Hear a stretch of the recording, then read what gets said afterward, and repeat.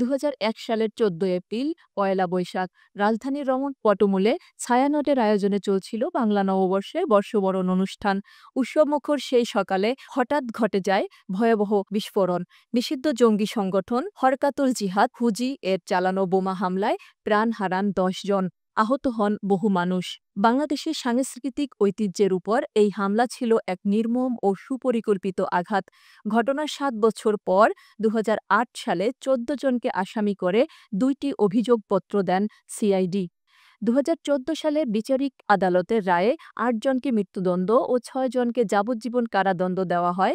শীর্ষ আসামি ছিলেন মুফতি আব্দুল হান্নান, যার অন্য মামলায় মৃত্যুদণ্ড ইতোমধ্যে কার্যকর হয়েছে। দীর্ঘ শুনানি ও আইনি জটিলতার পর অবশেষে ২০২৫ সালের ৮ মে হাইকোর্টে চূড়ান্ত রায় ঘোষণা হতে যাচ্ছে।